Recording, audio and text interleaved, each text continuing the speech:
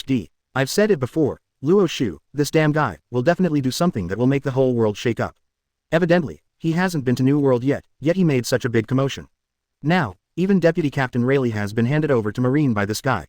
Shanks held the 2 newspapers tightly in his hands, and his face, which was always smiling in the past, looked a little distorted and hideous at this moment.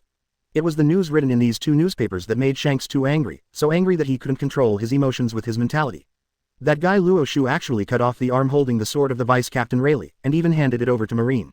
Even Luffy and his Straw Hat Pirates were traded to Marine by Luo Xiu. After reading the newspaper produced by the World Economic News Agency, Shanks even wondered if Marine and the world government were thinking of executing Luffy as well. According to Shanks, guess, perhaps it was because he didn't want to provoke too many forces at the same time and let the Revolutionary Army also participate in this war. Marine finally dismissed this idea, but Luo Xiu's behavior has completely annoyed Shanks, the New World 4 Emperors.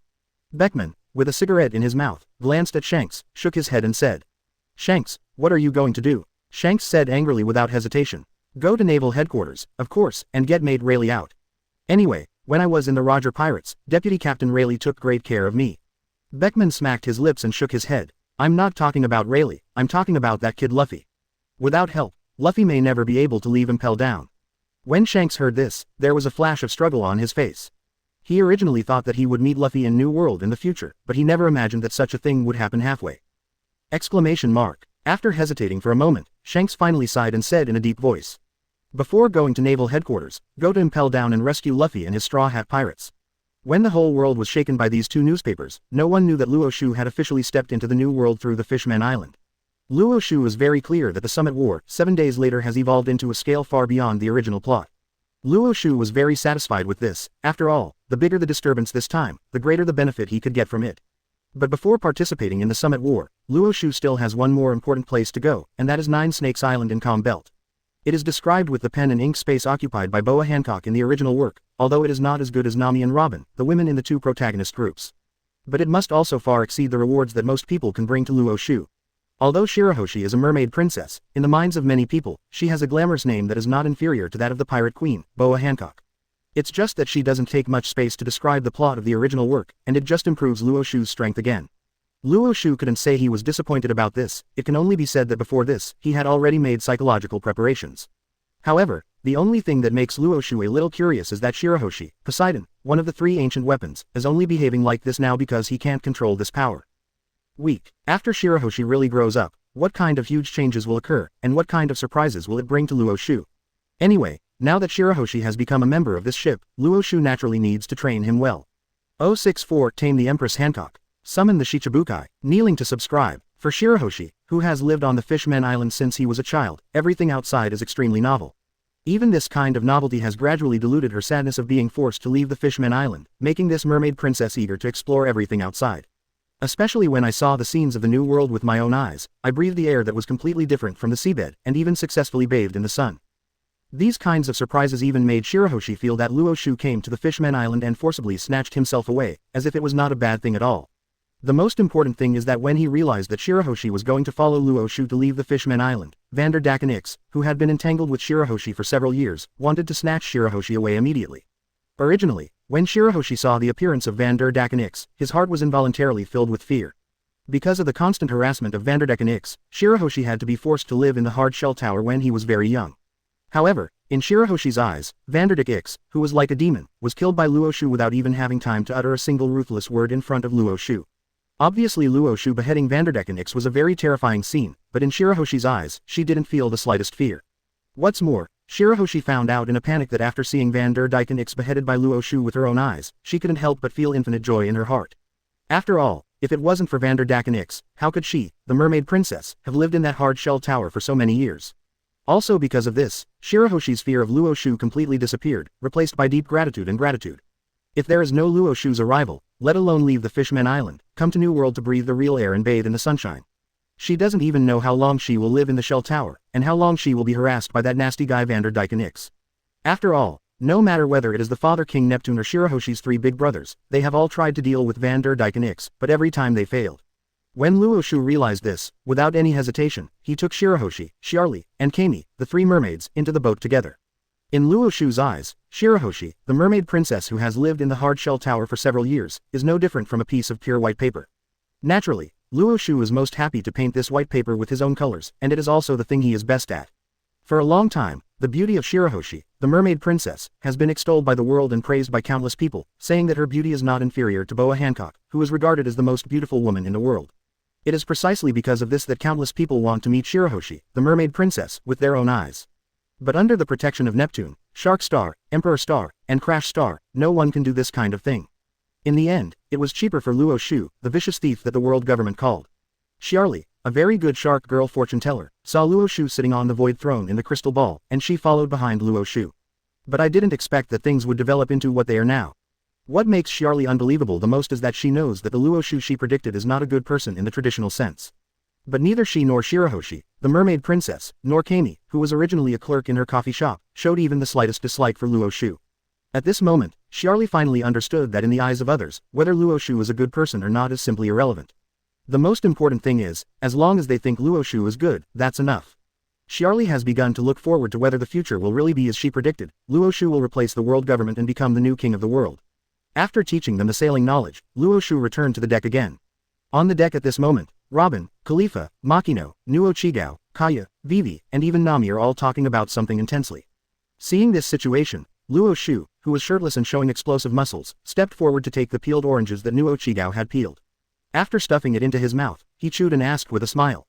"What are you talking about? Let you chat so excitedly." Khalifa pushed the glasses hanging on the bridge of her nose, fulfilling her duties as a black silk secretary, and was the first to answer. "We just said that if you, Mr. Luo Xiu, don't participate in the war 7 days later, whoever can win the final victory, Marine or the Whitebeard pirates." Vivi nodded repeatedly, raised her hand and said hastily, "Although Luo Xiu, Marine and Admiral are very strong, if they face Whitebeard pirates, Red Hair pirates, and the remnants of Roger pirates at the same time, they may not be able to win the final victory, right?" Robin, who has a bumpy appearance and a sexual perception, looks like a royal sister, shook her head and spoke slowly. "Vivi, you underestimate Marine. Marine has more than just that Admiral. Since Marine didn't choose to publicly execute Luffy, Fire Fist Ace, and Pluton Rayleigh together, it means that they have a tacit understanding with Garp.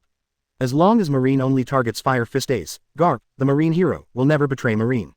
This also means that, in addition to Marine 3 Admiral, Marine hero Garp, Marine Marshal Sengoku, and even, if the scene is really big, even the former Marine Admiral Zephyr, who has already retired to the second line, will participate in this war among."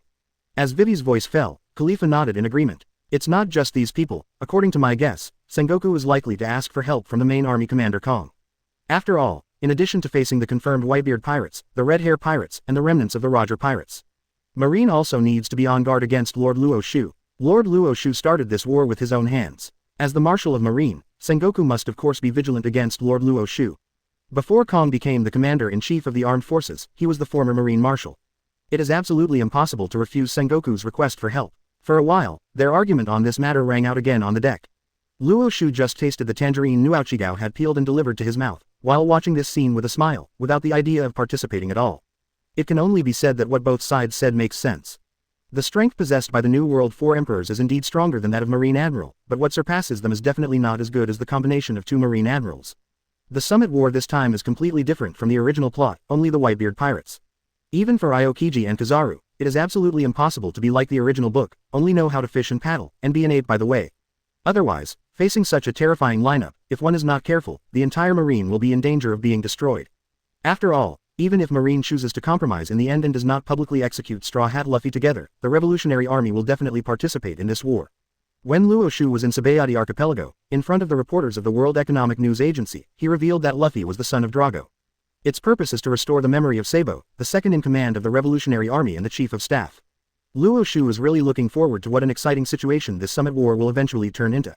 But before that, let's go to Nine Snake Island first, and tame the proud pirate Empress fiercely. Facts have proved that Khalifa did not misjudge Sengoku's conjecture. As Marshal of Marine, Sengoku naturally needs to be responsible for the sailors who participated in the war 7 days later, and must try every means to reduce Marine's casualties in this war. Especially until now, Sengoku still can't figure out what purpose Luo Xiu has for making this incident turn into what it is now. But what Sengoku can be sure of is that fellow Luo Xiu will definitely show up at naval headquarters 7 days later. In order to deal with any possible situation, Sengoku can only call for help from Kong. Sengoku was not disappointed. After listening to Sengoku's description, Kong said on the spot that after 7 days, he would lead a group of elites to participate in this war and help Marine deal with those guys together. While Sengoku breathed a sigh of relief, he also directly called Zephyr, who had retired to the second line for a long time, to let Zephyr also participate in the war. Although Zephyr was a little surprised, he didn't show the slightest hesitation, and agreed immediately. Zephyr even said that he has been looking forward to continuing to fight the pirates, and has been looking forward to it for a long time. Since the last batch of students brought that year, because Zephyr took them to New World to perform tasks. As a result, only 3 people were left, and even after he himself was cut off with an arm, Zephyr was completely disheartened, and even resigned from the position of Marine instructor. Now knowing that Marine needs him, Zephyr is of course very happy to oblige. After all, at this time, the pirate who killed his student and cut off one of his arms has not yet become 7 warlords of the sea. At this time, Zephyr still has a very strong affection for Marine. No one will allow anyone to trample on the Marine justice that I have fought for all my life. After making these arrangements, Sengoku leaned on the chair and heaved a long sigh of relief.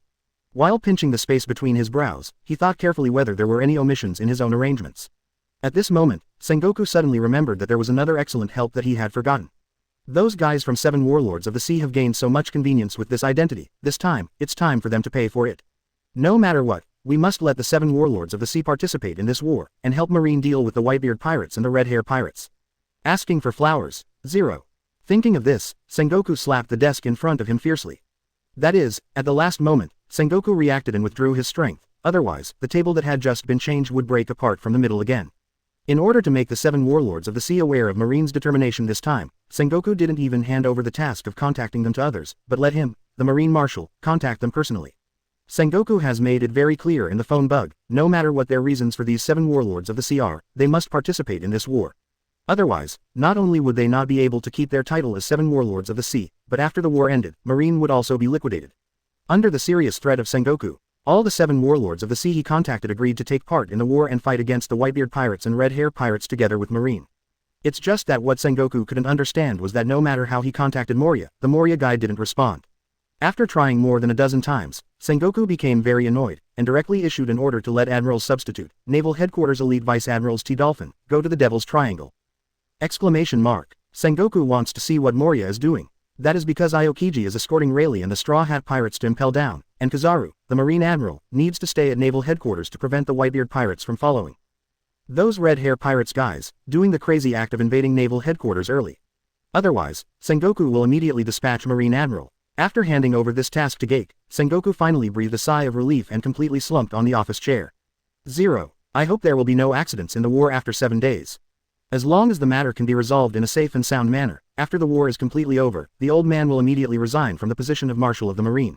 Sengoku is really tired, and he has been the Marine Marshal for so many years, it is time to give way to young people. However, Sengoku has not yet made a decision as to which one of Sakazuki and Kuzan should be the new Marine Marshal. The only thing that is certain is that no matter who will eventually succeed him as the Marine Marshal, it will definitely not be Kizaru. Sengoku couldn't even imagine what a terrifying Marine would be if Kizaru, a slob, became the Marine's Marshal. While Sengoku was worried about who would succeed him as Marshal of Marine, the 7 warlords of the sea summoned by Marine had already begun to prepare for this war. In the palace of Darius Rosa, Doflamingo couldn't help grinning loudly as he looked at the phone bug that had hung up. Sigh, sigh, sigh. It seems that after the war 7 days later, even the Marine Marshal Sengoku can't sit still. The majestic Marshal Marine actually contacted us, the 7 warlords of the sea whom he has always hated, in person, asking us to participate in this war and assist Marine to deal with White Pirates. Hearing this, Torpal on the side sniffed his nose and said with a smile. After all, what Marine has to face this time is not only the Whitebeard pirates. The Red-Hair pirates, as well as the remnants of the Roger pirates, will all because of Pluton Rayleigh. To participate in this war, Doflamingo who was sitting on the throne nodded with a smile and said with great interest. Then let's go play. By the way, Let's see what kind of terrifying strength that Luo Xiu, who can face the two marine admirals at the same time and still not fall behind. It wasn't just Doflamingo who was summoned, and it wasn't just Doflamingo who wanted to see Luo Xiu's strength in that battle. In the castle on Krajgan Island, Mihawk, who was the world's #1 swordsman, stood up abruptly and put on his iconic clothes. After carrying the Black Sword Knight, one of the supreme swords, on his back, Mihawk walked out of the castle directly, and there was a little bit of awe in those eyes like eagle's eyes. Incomparably sharp light, Whitebeard, the strongest man in the world, Shanks with red hair, and Luo Xiu who can fight two marine admirals at the same time, this battle is not to be missed. For Marine's summoning, Hawkeye didn't refuse, and didn't even hesitate, and directly agreed. However, the Empress Boa Hancock, who is currently on Nine Snake Island, is the complete opposite of Hawkeye. That B*************** D man Sengoku dares to threaten Maishin in this way. Do you really think that my concubine cares about the identity of a mere 7 warlords of the sea? A trace of anger flashed across Hancock's face. Seeing this, Grandma Z who was beside her immediately wanted to speak to persuade her not to be willful. However, at this moment, a female warrior from Nine Snake Island quickly ran into the palace where Hancock was, and said to her repeatedly, "Master Shiji, a man suddenly came to our Nine Snakes Island, and even asked to see you by name." 065 Hancock panics, "Will Mr. Luo Xiu dislike me?" Kneeling to subscribe, the voice of the Nine Snake Island female warrior echoed in this palace, making Hancock, her 2 younger sisters, and even Granny Z, who was the first emperor of Nine Snake Island. Unconsciously, he turned his gaze to her. After Hancock experienced the initial astonishment, he suddenly became furious, his eyes became serious, and an extremely strong killing intent appeared on his face. "What did you say? Is there a man who dares to step into Nine Snakes Island?" He also called his name and said he wanted to see his concubine. Boa Sandersonia, Boa Marigold, and Grandma Za also had anger on their faces. They are Nine Snakes Island, but they have not allowed any men to step in. Any man who dares to come to Nine Snake Island without authorization, no matter what purpose the other party has, will definitely end in a terrible end. There have never been any exceptions to this kind of thing. What's even more outrageous is that, according to the Nine Snake Island woman warrior, the man who stepped into Nine Snake Island without authorization even called out his name and said that he wanted to see Hancock. Because of Sengoku's threat, Hancock had no way to vent his anger. Thinking about when her dignified pirate empress, the emperor of the Nine Snake Islands' daughter country, had suffered this kind of anger since she escaped from the holy land of Mariajoy. Since someone wants to die, Hancock naturally doesn't mind helping the other party. Without the slightest hesitation, Hancock waved directly, and the huge pet python, Salome, quickly crawled to Hancock's feet, allowing Hancock to step on her, acting as a mount. Seeing her lady snake, angry, she wanted to find that man. The female warrior who came to report the situation was startled, and said hastily, "Master Shiji, that man is..." Before the female warrior could finish speaking, Hancock, who was standing on the boa constrictor, directly interrupted with a stern face, waving his hand, and growled murderously. "It doesn't matter who the other party is. As long as it's not that Lord Luo Xiu, they are all despicable." September 27, men. Since he wants to take the initiative to seek death, then I must fulfill him. Let Salome swallow him up. After the words fell, Salome, who felt the anger in his master's heart, didn't hesitate anymore, and crawled towards the outside of the palace at high speed. Seeing the back of Hancock leaving, the female warrior was directly stunned, swallowed, and couldn't help muttering, "But, that man is really the Lord Luo Xiu that Lord Snakeji said before." As soon as the words fell, Sandersonia, Marigold, and Granny Z, who were planning to follow Hancock to get rid of that arrogant man, stopped in an instant. After the 3 of them looked at each other in blank dismay, they turned their heads to stare at the female warrior in shock, and screamed loudly. "Why didn't you say that just now?" The female warrior complained in a low voice with an aggrieved face upon hearing this. "I was going to speak directly just now, but every time I wanted to speak, Master Shiji interrupted me with you." Confused, Sandersonia, Marigold, and the mother-in-law are all confused. Without the slightest hesitation, the 3 of them walked directly in the direction Hancock was leaving and frantically chased after him. As the 3 people closest to Hancock, they are very clear about what kind of feelings Hancock has for the Lord Luo Xiu she mentioned. You know, since the very beginning, when he saw the newspaper that Luo Xiu killed the celestial dragons in East Blue, Hancock had a very strong curiosity about the man named Luo Xiu. "I want to see with my own eyes, what kind of a man is this man who dares to be hunted down by the world government and the marine at the same time, and will kill the celestial dragons." After the Enies lobby incident broke out, Luo Xiu repeatedly slapped the world government in the face, which directly made Hancock's interest in Luo Xiu even deeper. The most important thing is that after learning about the Sabayati archipelago incident, Luo Xiu simply slaughtered 2 celestial dragons, and took 1 celestial dragon as a slave, after wearing an explosive collar. This pirate empress, Boa Hancock, who is always on top and has always dismissed men, almost went crazy. As soon as she saw the newspaper, Hancock planned to go to the Sabayati archipelago regardless. Even if the marine and the world government wanted to trouble Luo Xiu, she would help Luo Xiu. Although it was eventually dissuaded by the 2 younger sisters Sandersonia, Marigold, and the former Nine Snake Island Empress Granny Za. According to them, Luo Xiu may have left Sabayati archipelago at this time. Even if she really rushed to the Sabayati archipelago at full speed, she could only miss it, and it was impossible to see Luo Xiu at all. But the three of them are also very clear. In Boa Hancock's mind at this time, Luo Xiu, the so-called extremely vicious thief, really has such an important position. If Hancock really got to where Luo Xiu was, before he could see clearly that it was Luo Xiu, he would strike directly, or even accidentally hurt Luo Xiu. Then I'm afraid that their Lord Shiji of Nine Snake Island will really try all possible methods to make amends to Lord Luo Xiu in her heart. Thinking of this, Sandersonia, Marigold, and her mother-in-law, all went crazy and walked towards Hancock. At this time, Luo Xiu was taking Robin, Khalifa, Nami, and the girls of Shirahoshi, happily chatting with the female warriors of Nine Snake Island. Even Luo Xiu didn't expect that after Hancock learned what he was doing in East Blue, Enies lobby, and Sabayati archipelago. They even summoned all the people on Nine Snake Island immediately, and announced in front of everyone that Luo Xiu was their only male friend on Nine Snake Island. Even though Luo Xiu had never been to Nine Snake Island, even if no one in Nine Snake Island had met Luo Xiu, Hancock still gave such an order without hesitation. Even, according to Hancock, when they see Luo Xiu one day, they must respect Luo Xiu more than her, Lord G. It is precisely because of this that after realizing that Luo Xiu, a man, had entered Nine Snake Island, the female warriors of Nine Snake Island not only did not attack Luo Xiu. He even happily chatted with Luo Xiu, asked him about various things, and sent someone to the palace where Lord Shiji resided as quickly as possible, and told Lord Shiji about Luo Xiu's arrival. Standing in front of Luo Xiu, Margaret looked at Luo Xiu with sparkling eyes and asked excitedly, "Lord Luo Xiu, did you really face two marine admirals at the same time in the Sabayati archipelago, and did you defeat them?" Hearing this, Luo Xiu opened his mouth in astonishment, and then looked at Margaret with some amusement and said, "Margaret, who told you that?" Margaret clenched her fists excitedly and said, "That's what Master Shiji said personally." Master Snake said, "The power you possess is already so strong that even if you face the combination of two marine admirals, you can easily defeat them." Master Shiji also said that sooner or later, she will be with you to kill all the celestial dragons. Even if you want to replace the world government and become the new king of the world, she will definitely bring the warriors of Nine Snakes Island and do their best to help you. The other Nine Snake Island female warriors who were present also echoed, and even patted their chests to say that as long as Lord Luo Xiu needs them, they will definitely not refuse in any way. Luo Xiu just nodded with a smile and didn't say much. But, I couldn't help laughing. It seemed that I had successfully captured Hancock, the high-ranking pirate empress, without knowing it. It can only be said that Luo Xiu has done a few big things one after another, which has completely smashed Hancock's heart. Even if they haven't met Luo Xiu yet, they already regard Luo Xiu as an idol. Did they even give such strange orders to the female warriors of Nine Snake Island? Thinking of this, the corners of Luo Xiu's mouth curled up slightly, and a playful smile appeared on his face. It seems that this trip to Nine Snake Island, the plan to tame the pirate empress may be easier than imagined. Luo Xiu glanced at Shalulia Palace, who was at the end of the crowd, even at this moment, who was still wearing explosive collars. After this period of training, the world aristocrat celestial dragons who used to be aloof and regarded all races except celestial dragons as lowly and despicable inferiors no longer had the same arrogance as before. It is no exaggeration to say that no matter how outrageous an order Luo Xiu gave, Shalulia Palace would not even violate it, and even the slightest doubt would be impossible. In terms of flannel balls, Shalulia Palace at this time is still very qualified, and has even reached the excellent level. Just when Luo Xiu was looking forward to what kind of reward Hancock, the pirate empress, would bring to herself, a roar filled with boundless anger suddenly resounded through the area. "You guys, what are you doing? Obviously a man invaded Nine Snakes Island, but you guys are actually chatting with men so happily here." Slave arrow. An enraged Hancock taps his fingers to his lips, transforming into a huge pink heart-shaped substance, which he pulls back like a bow and arrow with his right hand. Numerous fans of Red's arrows, regardless of whether they are friends or foes, shot at these Nine Snake Island women warrior, Luo Xiu, Khalifa, and Nami and others at high speed.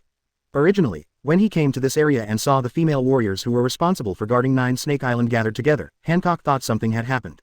I mistakenly thought that the intruding man used some method to attract everyone, and wanted to catch them all. However, after seeing Margaret and the others chatting and laughing with each other, the anger contained in Hancock's heart exploded with a boom. It is precisely because of this that Hancock will ignore it and use the ability of Sweet Fruit to release Slave Arrow to petrify everyone present. After hearing Hancock's voice, the female warriors of Nine Snakes Island all turned their heads excitedly, wanting to tell their Lord Shiji that the Lord Luo Xiu she was talking about had come to Nine Snakes Island. In the end, before they could open their mouths, Master Shiji used Slave Arrow to petrify them all. At this moment, all the female warriors present had the same doubt in their hearts. Could it be that the guy who went to inform Lord Shiji didn't tell Lord Shiji the identity of Lord Luo Xiu? Just like Margaret, the Nine Snake Island female warriors looked at those slave arrows in horror, fearing that they were about to be petrified by Lord Snake Princess. A magnetic voice suddenly sounded. Time stops. Hum. In an instant, the slave arrow released by Hancock with the Sweet Fruit ability suddenly stagnated in the air, unable to move forward even an inch. After seeing this scene, the female warriors of Nine Snake Island were deeply relieved, looked at Luo Xiu gratefully, and then hurriedly looked at Hancock and said urgently, "Master Snake Princess, It's Lord Luo Xiu that you just mentioned not long ago. Didn't you say before that when we treat Master Luo Xiu, we should treat you with the same respect? Master Shiji, what's going on? Could it be that guy didn't explain it clearly to you? While these 9 Snake Island female warriors were explaining in a hurry, Hancock had also noticed that the man on the opposite side was the man she had been wanting to see for a long time. Lord Luo Xiu has arrived. To be precise, when Hancock heard the phrase, "time stops," Hancock's heart trembled suddenly, and he reacted immediately. The anger on Hancock's face disappeared in an instant, and the previous aloofness and the pride that was written on his face all the time no longer existed. Instead, there was a strong sense of uneasiness and a deep sense of apprehension. Hancock ignored the words of those female warriors, but looked at a loss, feeling Luo Xiu's gaze on the opposite side, and stammered. Lord Luo Xiu, I don't know it's you, I really don't know, if I knew it was you, I definitely wouldn't do this. 1. After discovering that the invading man was Luo Xiu, whom he couldn't wait to meet, Hancock realized what a mess he had made. No wonder the female warrior who went to the palace to inform her had a strange reaction before she came to this area. At that time, Hancock thought that the man who stepped into 9 Snake Island without authorization had an identity that made her afraid. But now I realized that what she wanted to say at the time, but was interrupted by herself, was to explain that the man who came to 9 Snake Island was Luo Xiu. Hancock was dumbfounded. He didn't know what to do now. His face was flushed with anxiety. He was holding the corners of his clothes with both hands, looking at a loss. Seeing her appearance, Luo Xiu couldn't help raising his eyebrows, feeling a little strange. The corners of Luo Xiu's mouth curled up slightly, looking up and down at the nervous Hancock opposite, and said slowly with a playful face. So, what happened just now was all a misunderstanding. Like a drowning man, Hancock nodded desperately and said again and again, as if he had grasped a life-saving straw. Yes, it was a misunderstanding just now. It's my fault. I didn't expect you to come to 9 Snake Island. Please forgive my rudeness just now. 0.0. While talking, Hancock blushed and bowed deeply to Luo Xiu, feeling very nervous, for fear that Lord Luo Xiu would despise him because of his rude behavior. It can only be said that Hancock has shown the most incisively and vividly in the aspect that the apology must be sincere to Upai. In other words, the target person who is qualified to make Hancock apologize, or even sincerely apologize to Upai, even if you look at the whole world, there may be one and only Luo Xiu. A gleam of light flashed in Luo Xiu's eyes, clearly feeling the sincerity of Hancock's apology. Since the Pirate Empress has already been completely captured without her knowledge, Luo Xiu will not be polite at all. Luo Xiu strode forward and walked in front of Hancock, looking down at this Pirate Empress who has always been aloof and always proud, and said slowly. Hancock, I've heard Margaret and the others tell you what you think of me. Now that I'm standing in front of you, what kind of attitude do you plan to use to treat me? What about wrong Shudian in your mouth? After the voice fell, Hancock suddenly raised his head, looked at Luo Xiu in front of him with surprise, feeling Luo Xiu's gaze, Hancock asked in disbelief. Lord Luo Xiu, don't you blame me for my rude behavior just now? The corners of Luo Xiu's mouth were slightly raised, and he said slowly with a playful face. Whether to blame for your rude behavior just now depends on you, how you plan to apologize next. At such a close distance, Hancock could clearly feel where Luo Xiu's eyes were scanning his body. Obviously Hancock has always hated men the most, let alone standing face to face with men, even talking to men, Hancock will always look the worst. But now, there is only one thought in Hancock's mind, that is, even if it is at all costs, he must obtain Lord Luo Xiu's forgiveness. 0.066 Hancock's contrast. Luo Xiu's ultimate enjoy, kneeling to subscribe, just when Hancock made up his mind, no matter what request Lord Luo Xiu puts forward, he must satisfy it. Hancock's 2 younger sisters, Sandersonia, Marigold, and her mother-in-law have also rushed here. At the same time, the shouts of the 3 of them sounded one after another. Sister, I made a mistake, sister. It is Master Luo Xiu who came to our 9 Snake Island. Yes, sister, don't do it, if you do, you will regret it. Calm down Serpentine, don't do something that is destined to fill you with regret. The 3 of them are very clear, because Sengoku has just stated in an extremely tough manner as the Marine Marshal that all 7 warlords of the sea will be involved in the war that will take place 7 days later. Join forces with Marine to take on the Whitebeard Pirates, the Red Hair Pirates, and the remnants of the Roger Pirates that will surely appear in naval headquarters. As far as Hancock is concerned, she doesn't mind participating in this war. What really makes her unacceptable is that Sengoku dares to use such an attitude to issue orders to her, the Pirate Queen. Ever since he escaped from the Holy Land of Mariajoy, Hancock swore never to be coerced by anyone again. She wants to be the Emperor of 9 Snake Island, and a high-ranking Pirate Empress.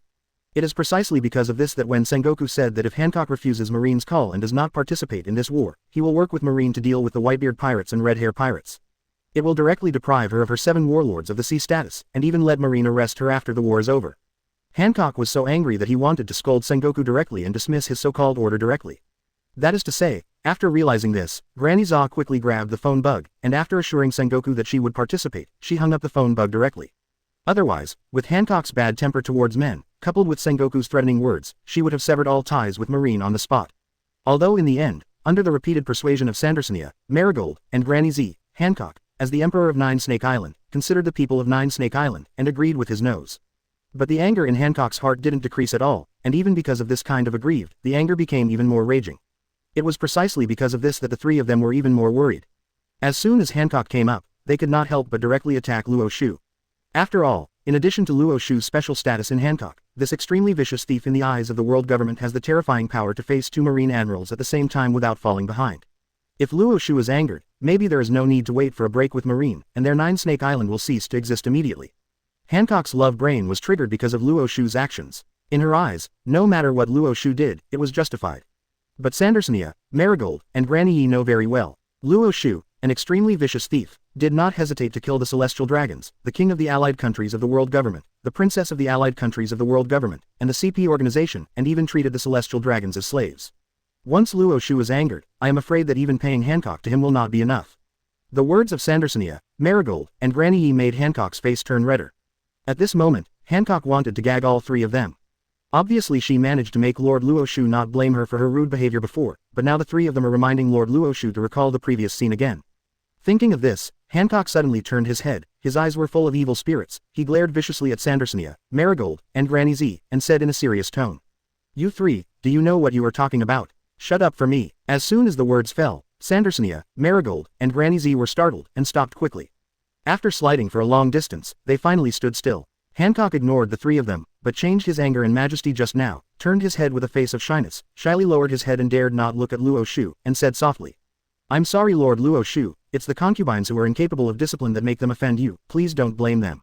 Luo Xiu waved his hands when he heard the words, and said slowly without even looking at the three people across from him. They are from Nine Snake Island, and you are the Emperor of Nine Snake Island. Even if I want to blame, I will only blame you. Hearing that Hancock lowered his head, the rosiness on his face expanded rapidly, and even his earlobes turned red involuntarily. He didn't speak, not knowing what was going on in his heart. After seeing Hancock's reaction, Luo Xiu couldn't help but become a little delicate. This woman Hancock, could it be that in her mind, she has already started to fantasize about what kind of wonderful way she will use to blame her severely? That's really exciting. And this strange dialogue between Luo Xiu and Hancock made everyone present look a little bit pale. Sandersonia, Marigold, and mother-in-law Z are better off. After all, they already knew Luo Xiu's current status in Hancock's heart. But Margaret's female warriors from Hydra Island are different. They never thought that Nine Snakes Island, who is always high above and never bows down to anyone, would show such a side in front of Luo Xiu. Even Robin, Khalifa, Machino, Nuo Chigao, Kaya, Vivi, and Nami and others all stared blankly at this scene. They never expected from the beginning to the end that Boa Hancock, the majestic pirate empress, who is regarded as an idol by most women, fell in love with Lu Shu before they even met. What kind of magical unfolding is this? In this regard, Luo Xiu just wants to say, don't look at this pirate empress Hancock, she always looks aloof, but her real side can be said to be the easiest woman in the entire pirate world. And most importantly, with Hancock's advanced stage of love, since she is now completely attracted to Luo Xiu, no matter what Luo Xiu asks her to do, Hancock will never refuse. Luo Xiu is not an idiot, he can't do it just by looking at it. You know, the most important purpose of his coming to Nine Snake Island is this pirate empress. Under the gaze of everyone at the scene, Luo Xiu walked to Hancock's side, grabbed her incomparably slender waist, and said with a smile. Hancock, since you welcome me so much, why don't you continue to waste time here? Or, take us to the place where you live now and treat us well. Originally, after being hugged by Luo Xiu at the waist, Hancock was almost suffocated with excitement, but after hearing Luo Xiu's words, Hancock, whose brain was down, forced to restart again. Relying on Luo Xiu's strength, he forced himself to stand up, lowered his flushed little face, and spoke softly. Okay, Master Luo Xiu, I will definitely do my best to entertain you. At this moment, in Hancock's eyes, there were only her and Luo Xiu on the scene, and the others did not exist at all. Now that Mrs. Luo Xiu has made a request, of course it is impossible for Hancock to refuse, and she even happily took Luo Xiu to the location of her palace, eager to entertain Luo Xiu with all her strength. When leaving with Hancock, Luo Xiu smiled and waved to Robin, Khalifa, Vivi, Nami and others who were bewildered. He obviously didn't say anything, but it seemed like he said everything. Robin touched Khalifa's arm beside him, lowered his voice as low as possible, and asked softly. Khalifa, as a former member of the CP9 organization, should you also know about Boa Hancock, the Pirate Queen? Then do you know what exactly caused this to happen? Obviously before this, Luo Xiu had never met this pirate empress, but why did this happen the moment they met? Even Robin, who was able to achieve a perfect score at the age of 8 and become an O'Hara scholar with a super high IQ, can't understand the brain circuit of Hancock's love brain at all. Robin even had some doubts. Besides the powerful time fruit ability, does Luo Xiu have any special magic? That's why Hancock seems to be addicted to it the moment he sees him. Robin was not the only one who was confused. Khalifa also shook his head in confusion as he felt the eyes of the girls on him. I don't know, although I've heard some information about Boa Hancock, but I don't even know that such a thing will happen. Vivi at the side glanced at the back of Luo Xiu affectionately holding the shy Hancock away, and said in a low voice. Why do I feel that Luo Xiu is not surprised by this situation at all? It's as if, from Luo Xiu's point of view, it seems natural that such a thing will happen. Hearing this, the girls fell silent, because they also had the same feeling, as if Luo Xiu had already expected this kind of thing to happen. So, the reason why Luo Xiu took them across the calm belt and came to Nine Snakes Island is because he knew that Boa Hancock was deeply obsessed with him.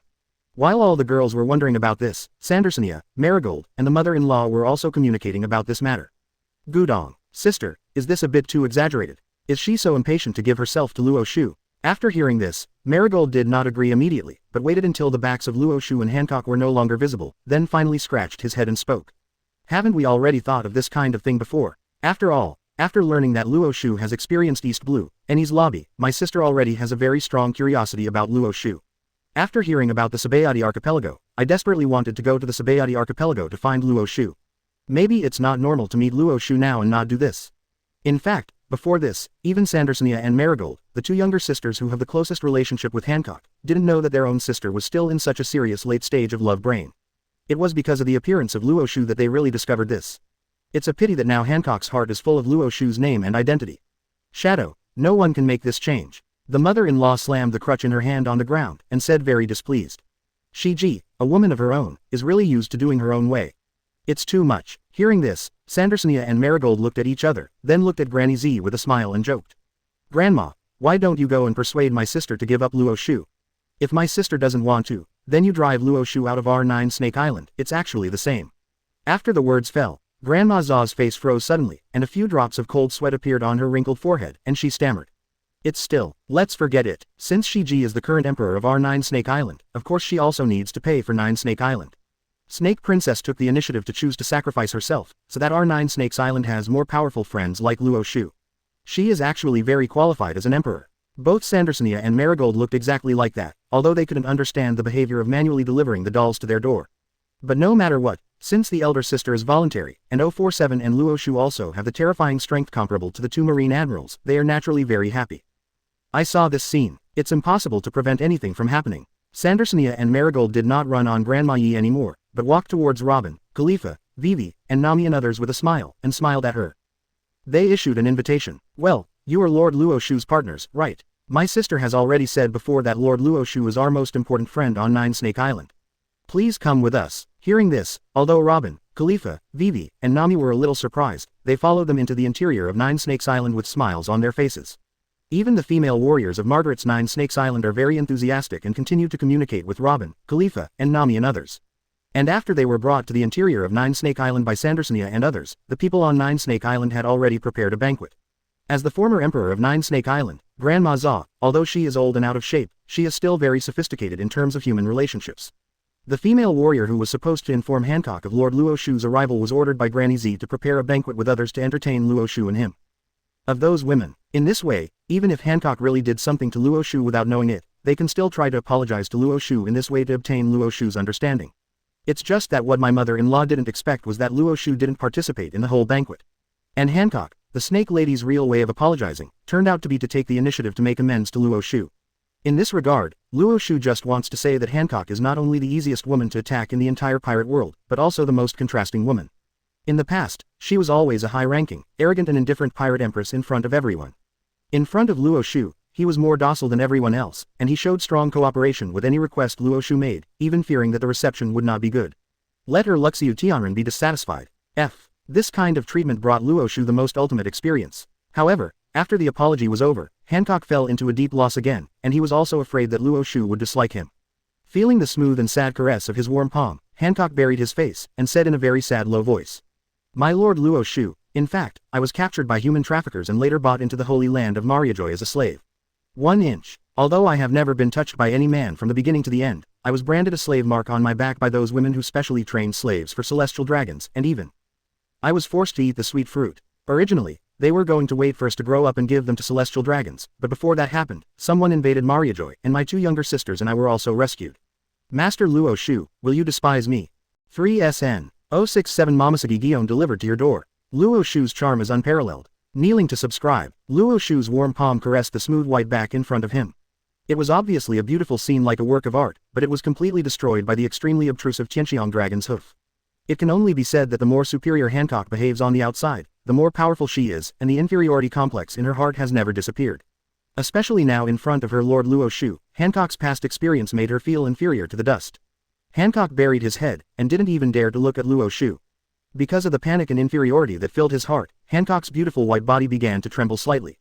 At this time, Hancock was afraid that because of the experience that he had been bought as a slave by celestial dragons, Master Luo Xiu would feel disgusted in his heart. Obviously she has completely become Master Luo Xiu's woman, but she is still afraid that she will be abandoned by Lu Shudian because of this. If that kind of situation really happens, Hancock doesn't know how he should face it, and he doesn't know how he should live in the future. Just when Hancock was overwhelmed by Luo Xiu's silence, Luo Xiu stretched out his fingers and lifted Hancock's chin, making the Pirate Empress look at her.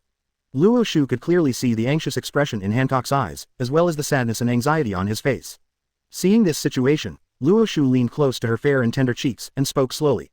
Hancock, I won't despise you because of your experience, but I will despise you because of your withdrawal and fear. It is the celestial dragons supported by the world government and marine that brought you those tragic experiences and made you live in pain all the time. What you should do is to make celestial dragons feel the pain, instead of complaining about yourself here, for fear of being rejected by me. After the words fell, Hancock became even more dazed. Feeling Luo Xiu's calm gaze, Hancock also gradually calmed down, and just let Luo Xiu pick his chin with his fingers. After a while, Hancock finally spoke softly. Lord Luo Xiu, are you saying that I want my concubine to fight the celestial dragons with you? After seeing Luo Xiu nodding, Hancock suddenly became a little excited, and after a frenzy flashed in his eyes, he said repeatedly. Lord Luo Xiu, in fact, after seeing the news about you in the Sabayati archipelago, I have already made a decision to follow you and help you with everything. To deal with celestial dragons with you is what I want to do the most. Master Luo Xiu, from now on, no matter what you need me to do, I will not hesitate at all. I am willing to obey all your orders. At the end, Hancock's face became flushed with excitement, his eyes were full of fanaticism, and he expressed his loyalty to Lord Luo Xiu in front of him. For Hancock, Luo Xiu is not only his man now, but also the Lord Luo Xiu whom he desperately wants to follow. As long as Master Luo Xiu needs it, Hancock is willing to give everything he has for him. Luo Xiu was very satisfied with Hancock's reaction, the corners of his mouth slightly curled up, a playful smile appeared on his face, and he immediately said to Hancock with a smile. Then, from now on, in front of outsiders, always maintain your high-ranking attitude of the Pirate Empress. But in front of me, Hancock, you should know what you should do. Feel the place where Luo Xiu's hot eyes are looking at, and the undisguised greed in Luo Xiu's eyes. Hancock not only didn't have the slightest disgust, but was also full of joy because of it. For the current Hancock, the more Master Luo Xiu is satisfied with herself, the more she will work harder for Master Luo Xiu. No matter what, Master Luo Xiu must not be dissatisfied, even if Hancock knows that the women who came to Nine Snake Island with Lord Luo Xiu are all the women of Lord Luo Xiu. But as the Pirate Empress who has been aloof for so many years, Hancock has absolute confidence and surpasses everyone's status in Luo Xiu's heart. What she has to do is to become the third in Luo Xiu's heart. And now, it's time to show Luo Xiu the mighty power of the Pirate Empress. Thinking of this, Hancock is like a beautiful snake, with a weak and boneless body, swimming and sliding down. While Hancock used her various abilities to demonstrate to Luo Xiu the power of the Pirate Empress, she wanted to let Luo Xiu know that she would become the most important force for Lord Luo Xiu. Luo Xiu narrowed his eyes slightly, and rubbed his chin with his palm, carefully admiring and feeling the power emanating from Hancock. Although the progress of things is somewhat beyond Luo Xiu's expectations, Hancock, the Pirate Empress, is Luo Xiu's real target for this trip to Nine Snake Island. Even if Luo Xiu had been mentally prepared before coming, knowing what he had done during this period of time might be able to have a miraculous effect on Hancock. However, the determination shown by Hancock still caught Luo Xiu by surprise. It's just like what Hancock said just now, no matter what Luo Xiu needs her to do or what order she gives, Hancock will not hesitate at all, but will execute it wholeheartedly. This kind of Hancock, loyal and obedient, can even be compared with that black silk female secretary in Khalifa. When Luo Xiu and Hancock walked out of the palace, the ethereal voice of the system echoed in Lu Shu's mind. When I never met, Boa Hancock fell in love with Host Ultimate, and won the reward title, Charm Unparalleled. Hearing the system's voice, Luo Xiu couldn't help raising his brows, carefully checking the so-called title. According to the description of the system, with the title of Unparalleled Charm, even looking at the whole world, there are definitely not many people who can resist the charm released by Luo Xiu. In other words, if Luo Xiu had had the title of Incomparable Charm at the very beginning, then he would not need to spend so much time, and still have such a wealth of knowledge and skills. You can easily let Machino, Nuo Chigao, Kaya, Vivi, Robin Khalifa and others fall completely. Even if Luo Xiu originally belonged to the hostile camp with the other party, but has unparalleled charm, no matter how firm the other party's will is, he will definitely not be able to hold on for too long. Like when he treated Robin before, it took so long for Robin to completely forget the Straw Hat Pirates and no longer regard them as his closest partners. Instead, the situation where Luo Xiu is regarded as his most indispensable salvation, from now on, it will never happen. The corners of Luo Xiu's mouth curled up slightly, and a weird smile appeared on his face. After glancing at Hancock in his arms, he couldn't help sighing in his heart.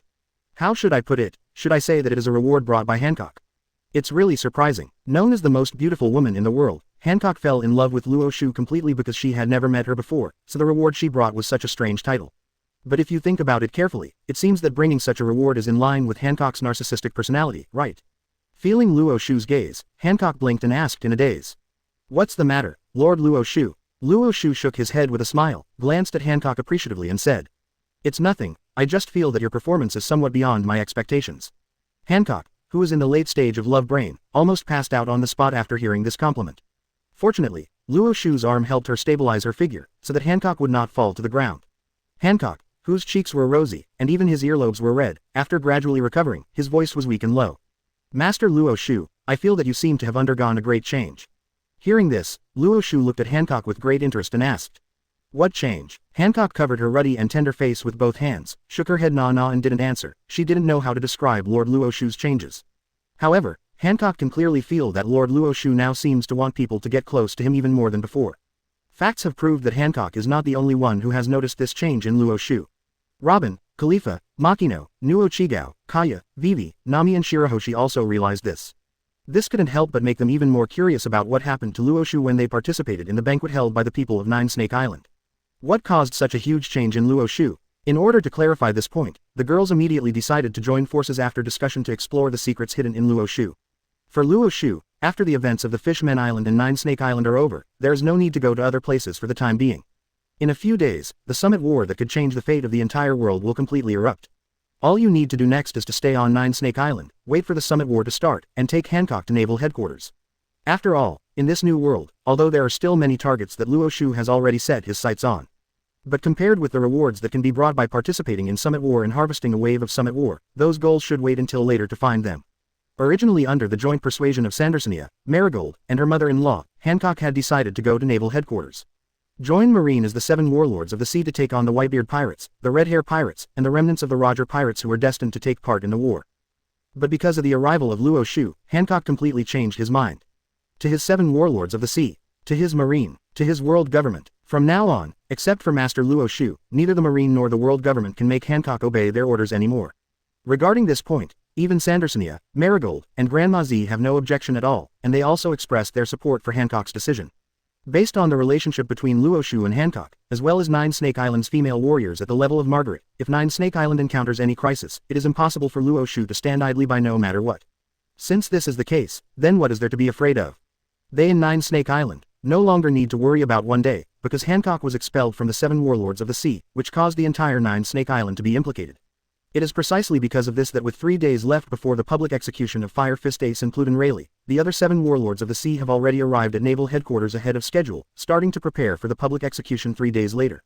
Prepare for that war. But Marine did not see Boa Hancock, the pirate empress, for a long time, which made Sengoku a little angry. Yuan. In Shuai's office, Sengoku slammed his fist on the desk in front of him.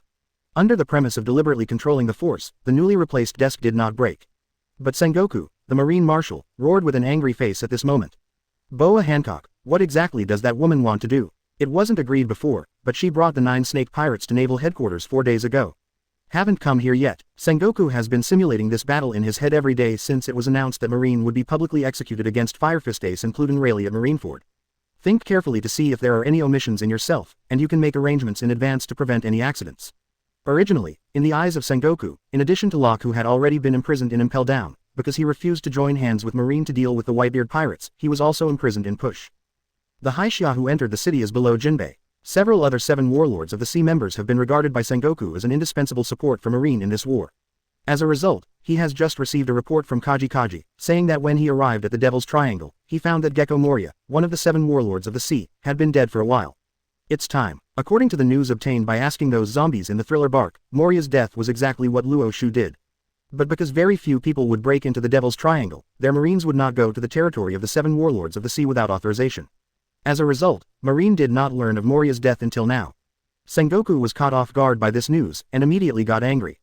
Boa Hancock has not come to naval headquarters yet, if this woman has any intentions. If not, then Sengoku will have to rearrange some of the layouts. After hearing Sengoku's low growl, Staff Officer Suru in the office shook his head and said, "It stands to reason that Boa Hancock should know the importance. As the Emperor of Nine Snake Island, even if it is for the sake of the people of Nine Snake Island, she must not abandon the king."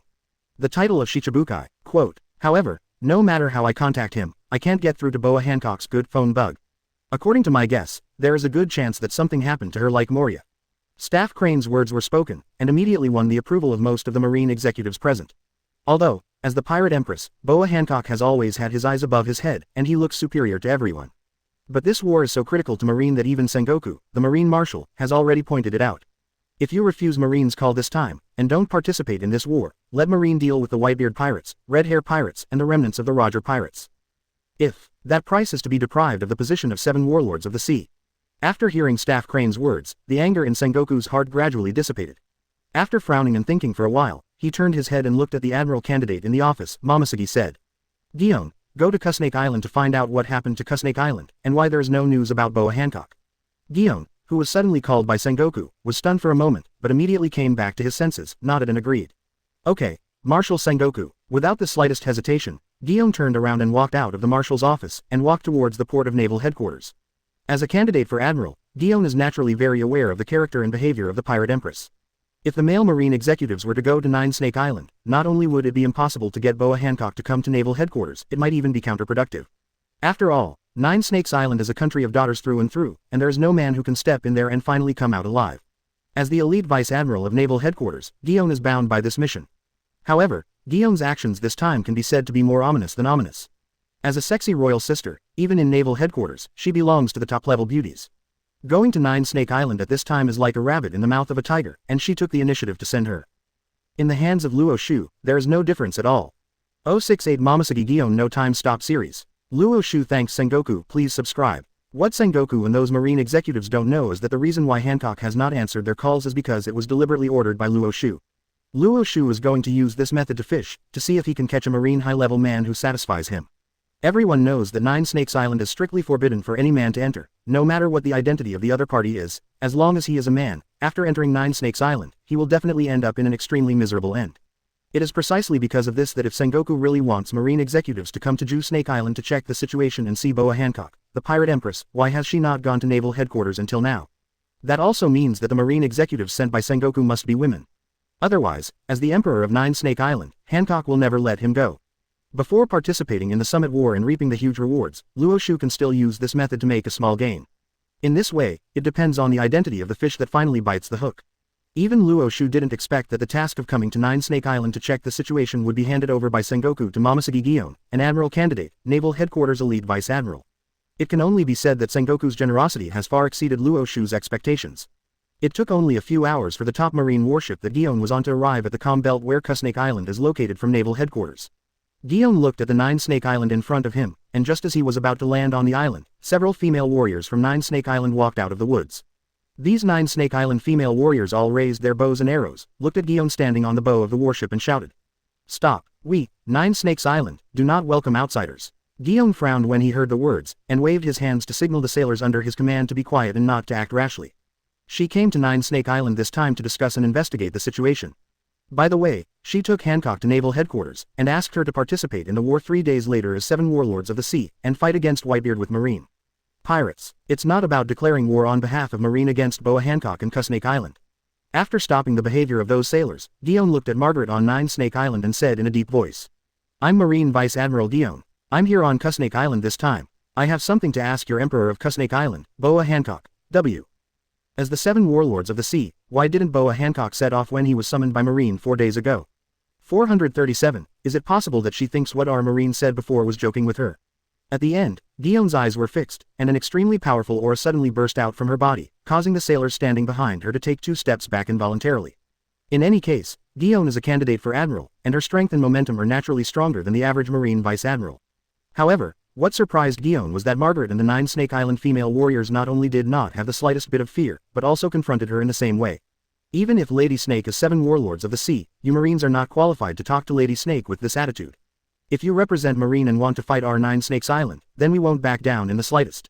Guillaume didn't get angry after hearing this, but looked Margaret up and down, and after feeling Margaret's firm attitude, Guillaume nodded knowingly. In this case, take me to see Boa Hancock. I need her to tell me face to face and give Marine an explanation for these things. After hearing this, a strange smile appeared on Margaret's face, but it disappeared in an instant. Margaret looked at Guillaume and nodded, and said in a deep voice. In this case, then you come with me, but you can only come alone. We, Nine Snakes Island, do not welcome outsiders. Although Guillaume felt that something was wrong, but thinking that this was indeed the rule of Snake Island, he agreed. After Guillaume told the sailors under his command not to act rashly and just wait here for her return, he jumped off the warship and appeared beside Margaret. Margaret looked Guillaume up and down, and nodded in satisfaction under Guillaume's puzzled gaze. Immediately before Guillaume could ask, Margaret spoke to the warriors of the Snake Island who were beside her. I'll take her to see Master Shiji, and I'll leave this place to you. Don't worry, Margaret, with us here, it is impossible for anyone to step into Nine Snake Island again. Margarita nodded, without saying anything more, but took Guillaume directly and walked towards the interior of Snake Island. Guillaume followed behind Margaret, always feeling that he had some bad premonitions in his heart, but he couldn't guess what would happen next. However, as an admiral candidate and one of Naval Headquarters' elite vice admirals, Guillaume still chose to trust his intuition and put his palm on the hilt of the famous sword Kimpira at his waist. I said that when Marshal Sengoku summoned the 7 warlords of the sea to go to Naval Headquarters to assist Marine in dealing with the Whitebeard pirates. Didn't Boa Hancock already agree to the summoning of Marshal Sengoku? What happened so that Boa Hancock has not set off until now? Facing Guillaume's inquiry, Margaret turned her head and took a deep look at Guillaume, and said with a smile. You will know when you meet Lord Shiji. After finishing speaking, no matter how Guillaume questioned, Margaret had no intention of answering. Her reaction made Guillaume even more aggravate the bad premonition in his heart. Guillaume always felt that this trip to Nine Snake Island was very likely to encounter some accidents. But now that we have come to Nine Snake Island, no matter what happens next, Guillaume must not give up halfway. As a candidate for admiral, it is impossible for Guillaume to choose to flee without fighting when facing pirates. With such a dignified state of mind, Guillaume finally followed Margaret to the palace where Boa Hancock was. However, when Guillaume saw the figures in the palace, he froze on the spot. They are Nami Robin, Khalifa, Princess Nefeltari Vivi of Alabasta, and the mermaid princess of the Fishman Island, Shirahoshi. Looking at these figures that have been deeply imprinted in his mind, Guillaume froze for a moment, his eyes suddenly turned aside, and his face was already covered with a serious look. As an admiral candidate, Guillaume knows everything about them. In other words, all the current marine executives have already learned all about them. Not because of them themselves, but because, behind these women, there is a man that even the world government fears, Luo Xiu. Since Nami Robin, Khalifa, Vivi, and Shirahoshi are all in this palace on Nine Snake Island, it seems that Luo Xiu must be here too. Thinking of this, Guillaume's eyes changed suddenly, and he instantly pulled out the famous sword Jinpira from his waist and held it in his hand. Without any hesitation, Guillaume was about to step away from the palace on the spot, wanting to use the fastest speed to return to the warship docked on the shore of Nine Snake Island. Although I don't know what happened on Nine Snake Island, Guillaume can already guess just by looking at the attitudes of the female warriors like Margaret. The reason why Hancock has promised to go to Naval Headquarters to deal with the Whitebeard pirates with Marine is that there is still no movement. I'm afraid, it's because of Luo Xiu's instigation. What's more, the reason why staff officer he couldn't get in touch with Hancock these days is probably because Luo Xiu and Hancock deliberately did it. Thinking of this, a terrifying idea suddenly appeared in Guillaume's mind that made her sweat. Could it be that the reason why Luo Xiu and Hancock did this was to lure her to the Nine Snakes Island by fishing in this way? It is absolutely impossible for Luo Xiu to know at the beginning that he is the one who will take over this task, but it is obvious that Luo Xiu is going to use this method deliberately misleading Marine Gao Kong to come to Nine Snake Island to check the situation. Thinking of this, Guillaume's pupils shrank suddenly, and he didn't dare to hesitate anymore. He stepped on Moonwalk directly, and was about to swipe away into the distance. However, at this moment, a playful sound full of magnetism suddenly sounded. Momosuke Vice Admiral, you are here, why are you leaving in such a hurry? Hearing this, Guillaume's body froze suddenly, and a few drops of bean-sized cold sweat instantly appeared on his fair and smooth forehead. Guillaume knows very well that if there is really a man on Nine Snakes BCFF Island, there can only be Luo Xiu. And with the terrifying time fruit ability possessed by Luo Xiu, at this time, even if she wanted to run, she might not be able to run away no matter what. Guillaume clenched the Jinpira tightly in his hand, made a few creak sounds, his body turned around stiffly, his eyes fixed on Luo Xiu opposite him, his face was already full of vigilance and nervousness. Why did you appear on Nine Snake Island? What is the relationship between you and Boa Hancock? Guillaume's body was tense, his hands were tightly holding the golden pira, and his eyes were scanning Luo Xiu and Hancock back and forth, wanting to find out what happened to Nine Snake Island during these 4 days. Luo Xiu didn't answer, but directly put Hancock in his locker. Hancock, who had been interrupted because of Guillaume's sudden appearance, was filled with displeasure. As a result, before she got angry with Guillaume, she was directly embraced by Luo Xiu, which made the coldness on Hancock's face disappear in an instant, and was replaced by shyness and joy. Seeing this scene, Guillaume directly began to doubt life. According to the information she knows, Hancock, the Pirate Empress, has always hated men the most, and would never allow any man to approach her. But what's going on now? Being held in Luo Xiu's arms, Hancock not only didn't show the slightest sign of getting angry, on the contrary, Nima became shy and happy, right? Luo Xiu looked at Gion on the opposite side with a smile, and asked slowly. Momoshiki Vice Admiral, do you still need to continue to ask what is the relationship between me and Hancock? Feeling Luo Xiu's gaze, Gion slowly shook his head, took a deep breath, and said in a deep voice. No wonder Boa Hancock agreed to the summoning of Marshal Sengoku 4 days ago, agreeing to fight the Whitebeard pirates together with Marine. As a result, until now, I have not set off for a long time. It turns out that it is because of this Pirate Empress, has she found a new backer. Hearing this, Hancock struggled to stand up from Luo Xiu's arms, and the shyness on his face disappeared instantly, replaced by a thick and cold look. Hancock raised his chin abruptly, assumed a condescending posture, and looked down at the opposite. Gion stretched out that slender white finger, pointed at Gion, and said coldly. Who do you think you are? How dare you speak to my concubine and Master Luo Xiu with such an attitude? A mere Marine Vice Admiral, what kind of guts does it have to say such a thing? As far as Hancock is concerned, although she has obeyed Master Luo Xiu's order, she will no longer obey Marine's call to the 7 warlords of the sea. But she didn't forget the humiliation she suffered before. That D Sengoku dared to use the name of the so-called 7 warlords of the sea to threaten her, the Pirate Empress, and now Gion's words have once again provoked Hancock's heart. Those bad memories. Facing Hancock's domineering attitude, Gion couldn't help but feel a tinge of anger welling up in his heart. This woman, Hancock, really thinks their Marines can't deal with 9 Snake Island, right? Even if Luo Xiu has the powerful strength to guarantee that he will not lose even if he faces 2 Marine admirals at the same time, this does not mean that Marines can't really deal with him, and this is the so-called 9 Snakes Island. However, now is not the time to talk about these, the most important thing now is to find a way to successfully leave 9 Snake Island.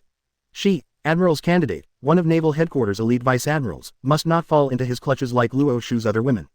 Thinking of this, Gion just glanced at Hancock coldly, didn't care about what she said just now, but turned her head to look at Luo Xiu vigilantly, and said in a deep voice. Luo Xiu, since you have decided to shelter Boa Hancock, she no longer needs the title of 7 warlords of the sea. Since this is the case, there is nothing to say. Our Marine will not allow Boa Hancock to participate in the war 3 days later as 7 warlords of the sea. If there is nothing else, I will go back first. There are other things that I need to deal with in Naval Headquarters. After finishing speaking, Gion no longer hesitated, turned around and planned to leave. Seeing this situation, the corners of Luo Xiu's mouth curled up slightly, and he said slowly with a chuckle. Momoshiki Vice Admiral, I told you just now, since you have come to 9 Snake Island, it is not so easy to leave if you want to leave. Hearing this, Gion's body tensed up suddenly, and the blue blood vessels on the right hand holding Jinpyro were clearly visible, and his face became extremely solemn in an instant. Luo Xiu, what exactly do you want to do? Let me tell you, even if you have shown that kind of power in Sabayati Archipelago, if you want to do something to me, I will definitely not give in. Hancock was furious when he heard this. How dare this woman, Gion, be so ignorant? Just when Hancock was about to reprimand her, Luo Xiu waved his hand to stop her with a smile. He didn't waste any time, and walked directly to the opposite Gion. Seeing Luo Xiu's movements, Gion's pupils shrank suddenly, and he raised the gold pila in his hand, wanting to slash at Luo Xiu fiercely.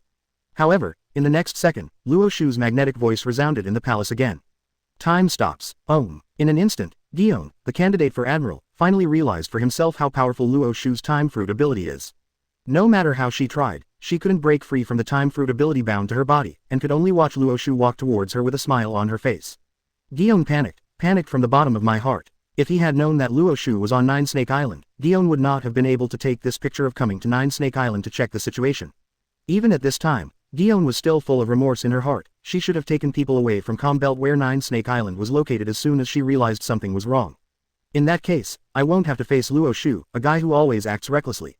During the day stop period, no matter what Luo Xiu did, she could only watch helplessly, unable to react at all. However, Luo Xiu still has one thing to do before he really gets involved. Luo Xiu stretched out his hand to explore, and under Gion's terrified gaze, he took out the phone bug, and without hesitation, Fu began to contact the Marine Marshal Sengoku. After the phone bug was connected, without waiting for Sengoku to speak, Luo Xiu said to the phone bug with a smile. Marshal Sengoku, thank you for the gift, I like it very much. 069 Luo Xiu's famous knife stabs Momoshiki, wanton ravages. Sengoku was furious, kneeling to subscribe. In the Marshal's office, not only Sengoku was here at this time, but all the Marine executives are gathered in this office, waiting for Sengoku's arrangement. To be precise, they are also waiting for the news from Gion, wanting to know what happened on 9 Snake Island, which caused Boa Hancock, the Pirate Queen, to not arrive at Naval Headquarters until now. It is precisely because of this that when Sengoku saw Gion contacting himself with a phone bug, Sengoku did not hesitate at all, and connected it on the spot. Before Sengoku could open his mouth to ask, a voice sounded familiar to Sengoku from the phone bug. What does it mean to thank him for the gift? What does it mean to like him very much? Sengoku's pupils contracted suddenly, he stood up instantly, looked at the phone bug in front of him, and asked repeatedly. Who are you? Where is Gion? Why is Gion's phone bug in your hands? What have you done to Gion? After hearing Sengoku's words, everyone's eyes turned to the phone bug. And the most excited ones are the Crane staff officer who has the best relationship with Gion, and the T-Dolphin cake who regards Gion as a goddess and as her most loyal dog licker. Under the watchful eyes of all Marine executives present, a playful laugh came from the phone bug. Well, Marshal Sengoku, obviously I also talked to you on the phone, but now you can't even recognize my voice. Sengoku was so confused that he couldn't remember the other party's identity for a while. It's just that Kizaru, who teamed up with Aokiji to deal with Luo Xiu in Sabayati Archipelago a few days ago, narrowed his eyes slightly after hearing this, and said in a deep voice. Marshal Sengoku, this guy, is Luo Xiu. After the voice fell, the marshal's office suddenly fell into an extremely strange atmosphere of silence. All Marine executives were shocked by what Kizaru said. Luo Xiu, that guy, why did he appear on Nine Snake Island at this time? What kind of purpose does that guy have? Sengoku's pupils shrank slightly, and after taking a deep breath, he managed to calm down, but the bulging veins on his forehead, and the fist that kept making, creaking, sounds, showed what kind of emotion was in Sengoku's heart at this time: anger. At this moment, Luo Xiu's playful voice sounded again from the phone bug. Hey, Kizaru Admiral can do it, at least in terms of knowing people, he is better than Marshal Sengoku. Although he already knew that Luo Xiu was not only extremely vicious in his behavior, but also extremely bad in character. But the more cynical Luo Xiu is now, the more angry these Marine executives present are. Sengoku picked up the phone bug and growled angrily at the phone bug. Luo Xiu, what on earth are you trying to do? B*****************. D. What about Gion? What have you done to Gion? The old man warns you, if you dare to kill Gion, we Marine will definitely make you pay a price you can't even imagine. 2 Marine admirals can't deal with Luo Xiu, so let 3 Marine admirals go out at the same time. If Marine 3 admirals still can't solve Luo Xiu, then add Garp, add Zephyr. Even add him, the Marine Marshal. Sengoku really can't believe it. The time fruit ability possessed by Luo Xiu, could it be possible that he can face so many top powerhouses at the same time? However, after hearing Sengoku's words, instead of being angry, Luo Xiu couldn't help but chuckle. Marshal Sengoku, what joke are you talking about? Such a beautiful Momosuke Vice Admiral, how could I be willing to kill her just like that?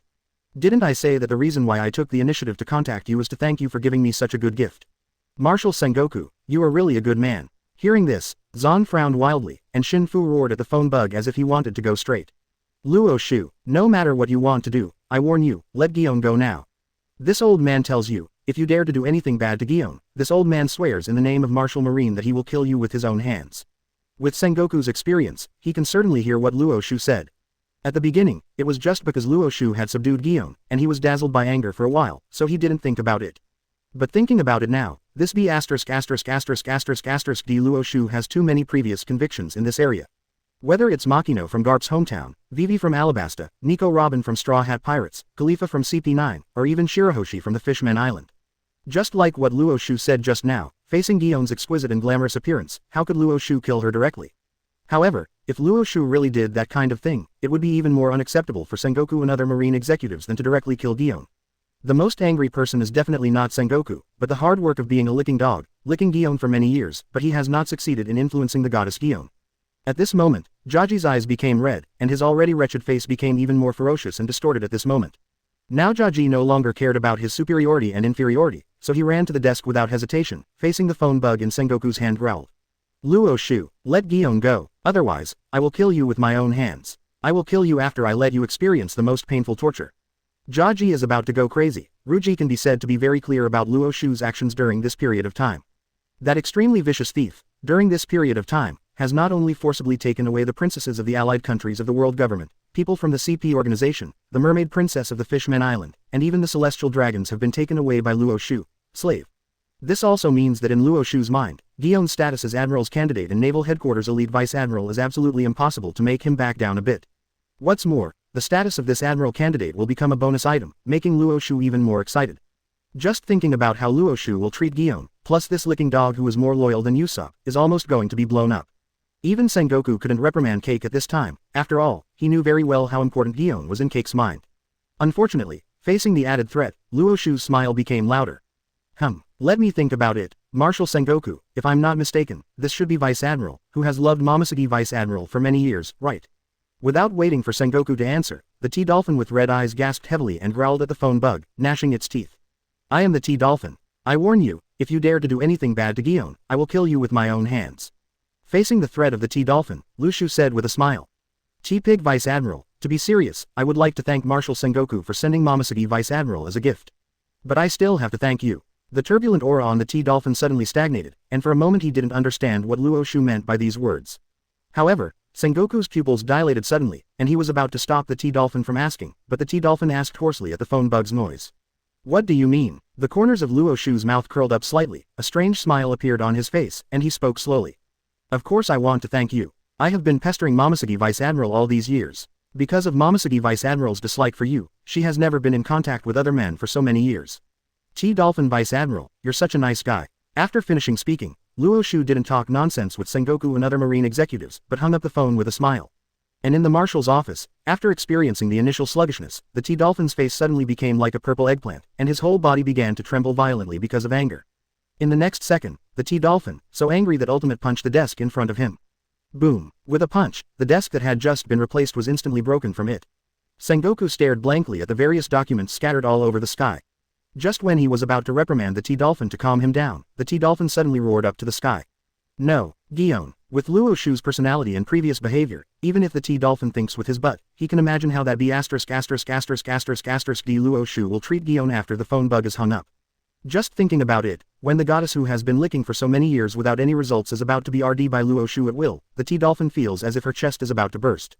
After the roar, the T-Dolphin didn't care about the scattered documents at all, but looked at Marshal Sengoku in front of him with red eyes, and said hoarsely. Marshal Sengoku, I'm going to kill Luo Xiu and save Gion. The voice of the T-Dolphin reverberated in this office, causing the complexions of all the marine executives present to change to varying degrees. Originally, they became very angry because of Luo Xiu's words just now, but now the T-Dolphins took the initiative to apply to go to Nine Snakes Island, which brought them back to reality. Sengoku was silent for a long while, looking at the T-Dolphin in front of him who was still panting heavily, and finally spoke in a deep voice when the other party was about to be unable to contain the anger in his heart. In addition, you also know how powerful that guy Luo Xiu is. Not to mention you, even if you add Pelusolino, you will definitely not be able to deal with him and get Gion back. This time, even Kizaru, who has always been foolish, became very serious. Kizaru nodded, looked at the T and said in a low voice. In addition, Marshal Sengoku was right, Luo Xiu is stronger than you think. If you want to get rid of him, even if I team up with Kuzan, I can't do it at all. I am afraid that only with Sakazuki can I really have a chance to get rid of him. The T-Dolphin was speechless, clenched its fists tightly, and kept making creaking noises. Because the anger in his heart could not be vented, the T-Dolphin's face turned purple, and its body began to tremble continuously. Sengoku also had an extremely gloomy face, gritted his teeth, looked around, and said angrily. Ask for flowers. When the war in 3 days is over, we Marine must wipe out Luo Xiu as soon as possible. This kind of dangerous guy, no matter what, he can't be allowed to continue to behave indiscriminately. Sengoku's heart was bleeding when he said those words. If he had known that D Luo Xiu was actually on Nine Snake Island, he would never have sent people to check the situation. Even if you want to go, let the male marine executives carry out this task. As a result, this situation happened because Sengoku didn't want to break the rule of Snake Island that forbids men from entering. It can be said that the reason why Gion fell into the hands of Luo Xiu, he, the Marine Marshal, must take full responsibility. Yes, Marshal Sengoku. Sengoku's words were unanimously approved by all Marine executives present, and the T-Dolphin growled even more with his eyes tearing open. I must kill Luo Xiu with my own hands. When Sengoku reached a consensus with those Marine executives, they decided to wait until the end of the summit war and attack Luo Xiu as soon as possible. In the palace on Nine Snake Island, Luo Xiu casually threw the phone bug aside, and looked up and down at Gion who was still in the immobilized state in front of him. As soon as the thought moved, the shackles of the Time Fruit ability were directly released. Gion only felt his body loosen suddenly, he clenched the Jinpyra in his hand with all his strength, trying to hide the fear and panic on his face as much as possible. After swallowing insignificantly, staring at Luo Xiu in front of him, he said word by word. Luo Xiu, don't think that your ideas will succeed. Even if I die, I will definitely not let you dispose of me like this. Hearing this, Luo Xiu not only didn't get angry, but raised the corners of his mouth, and a playful smile appeared on his face. Seeing the smile on Luo Xiu's face, Gion couldn't help becoming even more flustered, and involuntarily took 2 steps back. Just when Gion was about to say something, Luo Xiu looked at the admiral candidate with great interest, and said slowly. Since you have made up your mind, you can go to die now. However, Momoshiki Vice Admiral, I have a word to remind you. After you die, none of the sailors on the warship docked on the shore of Nine Snake Island will be able to continue to live. And there is only one reason why they were buried in the sea, and that is because you, the elite Vice Admiral of the Naval Headquarters, even sacrificed yourself to protect the sailors under your command. No courage at all. As soon as the words fell, Guillaume's complexion instantly became extremely pale, and a few drops of cold sweat appeared directly on his fair and smooth forehead. At this moment, the smiling Luo Xiu in front of him is no different from a demon in Guillaume's mind. Although she had already heard all the information about Luo Xiu, when she really faced Luo Xiu, she was still full of fear involuntarily. Guillaume held Jinpira in despair, fixed his eyes on Luo Xiu, and said in an extremely low tone. What do you want to do? Luo Xiu was very satisfied with Guillaume's reaction, and walked up to Guillaume, stretched out her fingers and swayed gently on her fair and tender face. You should have heard what I told Marshal Sengoku just now, right? Is it necessary to ask this kind of question again? Guillaume is desperate. This guy Luo Xiu, one mouthful of Momoshiki Vice Admiral, one mouthful of Sengoku Marshal, and he has no scruples at all in doing things. Guillaume lowered his head, and after a long silence, he finally whispered in despair. If I promise you, are you willing to let those sailors go? The corners of Luo Xiu's mouth curled up upon hearing this, and he stretched out his fingers to lift Guillaume's chin, making this sexy Yuji look at him, and said with a smile. Momoshiki Vice Admiral, in my heart, your importance is not comparable to that of those sailors. Guillaume felt the hot gaze in Luo Xiu's eyes that seemed to be able to see through her, and after taking a deep breath, she still showed her sense of being the elite Vice Admiral of Naval Headquarters. Enlightenment. Let the sailors go, I promise you. Luo Xiu waved his hand and said straightforwardly. Hancock, go and tell those sailors that their Momoshiki Vice Admiral has decided to sacrifice himself to protect them. Yes, Master Luo Xiu. Hancock glanced at Guillaume. This woman is really disgusting. It was an honor for her to be favored by Master Luo Xiu, but in the end she had to make a gesture of being compelled to compromise. How ignorant it is. If it were her, there would be no need for Lord Luo Xiu to do this. Hancock would have jumped on her own initiative. Now that Guillaume had already compromised, Luo Xiu naturally didn't waste any more time, but went directly into the palace, and chose to start the battle with this admiral candidate. Without the slightest hesitation, Luo Xiu directly pulled out the famous knife from his waist, sharpened his eyes, aimed at Guillaume in front of him, and stabbed at Guillaume. Accompanied by Guillaume's mournful cry, the famous knife accurately pierced Ziyuan's wound that was the same age as her. With one slash, a bright blood-colored flower blooms directly. 070 Luo Xiu overturns the world. Summit War officially broke out. Kneeling to subscribe. Facing Luo Xiu's offensive, Guillaume, even if he is Admiral's backup, Naval Headquarters Elite Vice Admiral, has zero combat experience, so he doesn't know how to resist. But Guillaume is also very clear that the longer this battle lasts, the more unfavorable it will be to her. It was precisely because of this that after the initial pain of being stabbed by Luo Xiu, in order to end the battle as soon as possible, not only did Guillaume not have the slightest intention to back down, but instead took the initiative to meet Luo Xiu. Constantly resisting Luo Xiu's famous sword with the scabbard, no matter what, Guillaume can become Admiral's candidate. Even if he is inexperienced, he is still very strong in physical skills. After all, she is not one of those powerhouses who rely on Devil Fruit's ability to become famous, and she has never slackened in the training and improvement of physical and sword skills on weekdays. However, Guillaume never thought that the first time he used physical skills to fight an enemy, the opponent would be Luo Xiu, a guy he had never met before. Most importantly, Luo Xiu's strength has far exceeded Guillaume's imagination. If this continues, I'm afraid it won't be long before I, the elite Vice Admiral of the Naval Headquarters, will be completely defeated by Luo Xiu. Guillaume gritted his teeth to resist Luo Xiu's terrifying attack, and at the same time began to think of countermeasures in his heart, wanting to stand up and defeat Luo Xiu. Luo Xiu's famous knife shone with a sharp light, while he himself looked at the opposite Guillaume who was gritting his teeth, and said with a smile. Momoshiki Vice Admiral, it seems that you, Admiral's candidate, are not as strong as I expected. Hearing this, just when Guillaume wanted to reprimand Luo Xiu's eyes flashed brightly, brandishing the famous knife, aimed at her wound and stabbed fiercely. PFF'd. The sound of the blade piercing into the flesh sounded, accompanied by the sound of White's blood being forced to shoot out. Guillaume, who was caught off guard by Luo Xiu's sudden attack, 147, involuntarily let out a suppressed hiss from the depths of his throat. The angry Guillaume couldn't bear it any longer, and began to attack Luo Xiu at all costs. How could the dignified Admiral candidate endure this kind of humiliation? Even if you are fighting against someone as strong as Luo Xiu, you must definitely not surrender without a fight, and you will be defeated by Luo Xiu's famous sword so quickly. Luo Xiu, don't be too arrogant. Even if it's like this, I will definitely. Before Guillaume finished speaking, Luo Xiu ushered in an even more violent attack. Luo Xiu's famous knife kept stabbing Guillaume, making it extremely difficult for the Admiral candidate to even resist. In order to last longer in this battle, Guillaume had no choice but to raise two shields in an attempt to successfully block Luo Xiu's attack. Unfortunately, in terms of combat experience, Lu Shu is not comparable to Guillaume. Seeing through the two weak points on the two shields that Guillaume showed at a glance, Luo Xiu did not hesitate at all, while waving the famous knife to continuously attack Guillaume, while suddenly stretching out his palm, aiming at the weak point on the shield and attacking fiercely. In just a split second, under this crazy offensive, Guillaume couldn't hold on, and was defeated on the spot. However, when Luo Xiu treated the enemy, he was never merciless. Even if Guillaume had chosen to surrender, Luo Xiu's offensive did not end there, but became more and more fierce. What Luo Xiu has to do is to completely defeat Guillaume once and for all. Luo Xiu wants her to know that in front of him, even if Dion is Admiral's candidate, she must obediently bow her head. In order to implement this point, after a strange smile appeared on Luo Xiu's face, he immediately released the time fruit ability, giving himself a speed boost. For a moment, the speed of swinging Luo Xiu's famous knife became even fiercer.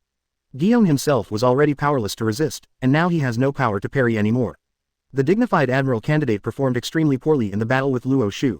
It can only be said that Luo Xiu's current strength is no longer something that ordinary people can face, and even an elite naval headquarters elite vice admiral like Dion can't handle many moves at all. While Luo Xiu continued to hold on to Dion, Hancock, Robin, Khalifa, Vivi, Nami and others had also arrived on the shore of Nine Snake Island. Hancock's shyness and joy will always only be shown to Luo Xiu alone. In front of other men, Hancock will always have that lofty attitude. Without the slightest hesitation, Hancock directly raised his chin, made a look of disdain, pointed at the sailors standing on the bow of the warship, and said coldly, "Now, leave Ju Snake Island immediately. If you don't leave again, you will never have to leave."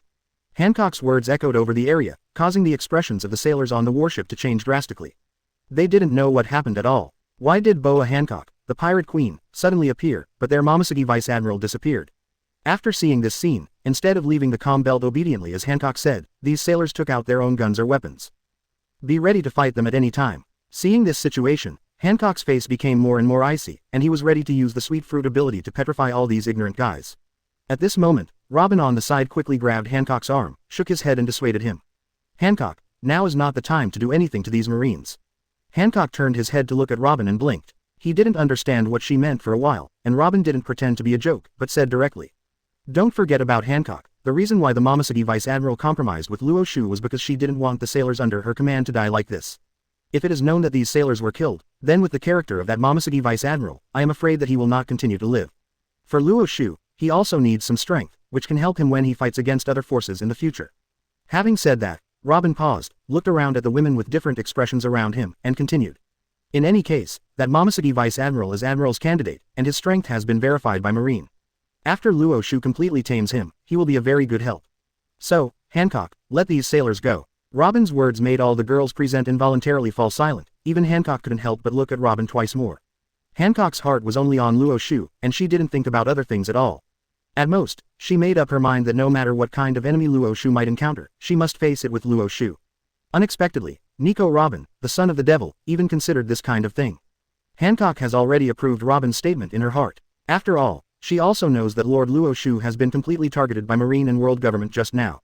Just wait until the war is over 3 days later, Marine and the world government will definitely go all out to trouble Mr. Luo Xiu as soon as possible. In this case, the weight of Dion, the admiral candidate with impressive strength, has become a lot heavier. But even so, Hancock didn't have any good looks towards those sailors at all. He didn't even look at those Marines, and spoke to Robin beside him. "Since this is the case, let these guys leave, I will trouble you." What I have to say is that Hancock's arrogance is also very personal. She is very docile in front of Luo Xiu.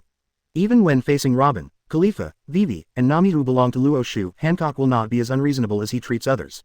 Robin smiled when Hancock agreed to come down, then turned his head to look at the sailors on the warship who were waiting in full battle and said, "Your Marshal Sengoku already knows what happened on Nine Snake Island, and Momoshiki Vice Admiral is staying on Nine Snake Island for the time being, and he also knows about it. So, even if it's not to cause trouble to Momoshiki Vice Admiral, it's better for you to leave now." After hearing this, the sailors on the warship looked at each other, not knowing what to do for a while. However, at this moment, several of the sailors also recognized Robin, Khalifa, Vivi, Nami and others, and a heated argument erupted directly above the warship. After a while, Colonel Marine, the highest-ranking officer among them, took out his phone bug and started contacting the senior management of Naval Headquarters, wanting to know what happened.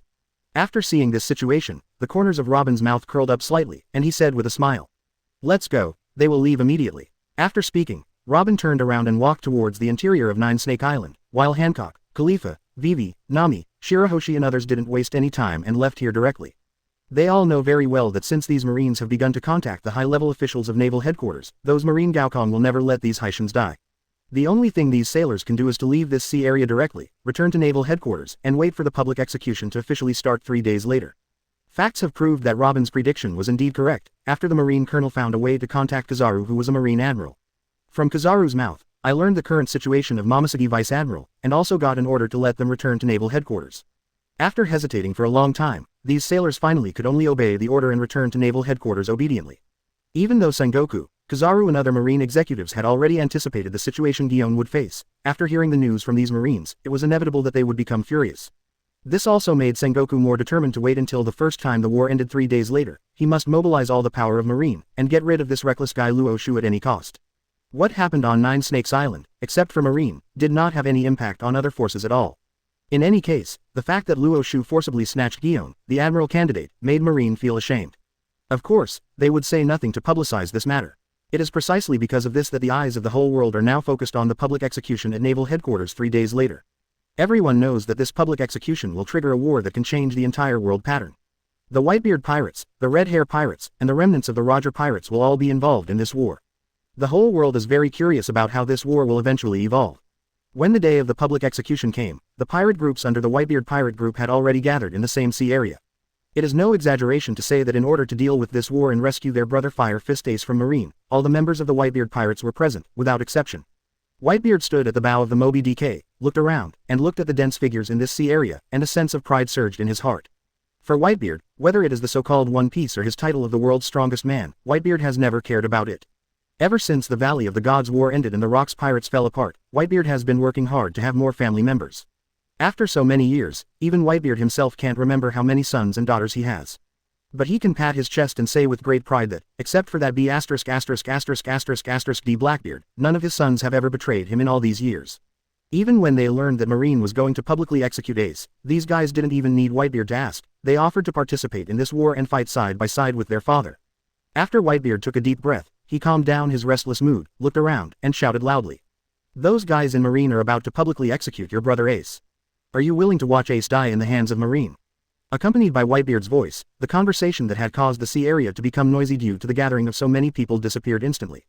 After hearing what Whitebeard said, after a brief silence, everyone present roared angrily.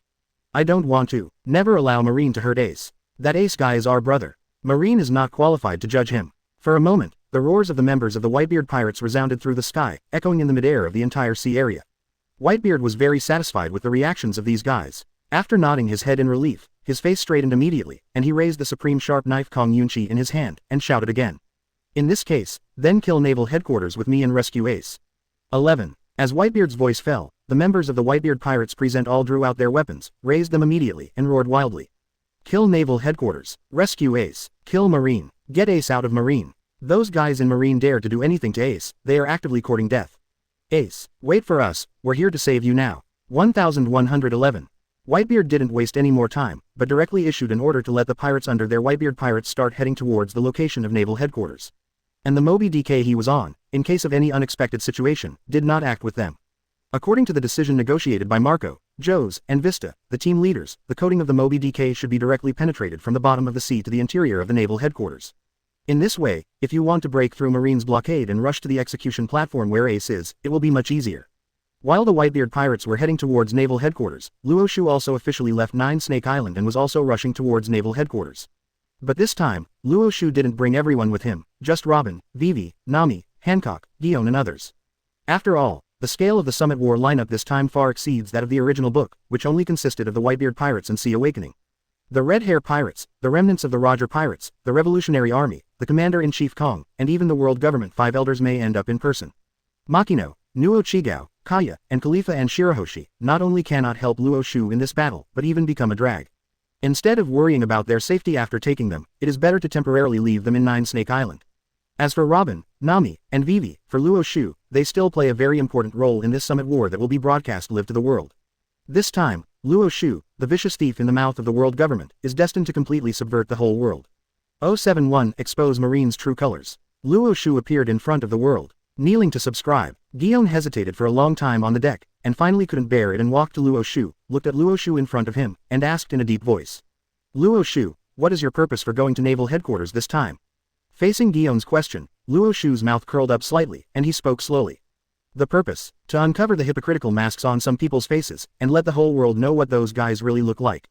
Hearing this, Guion's face changed, and his eyes became a little dignified.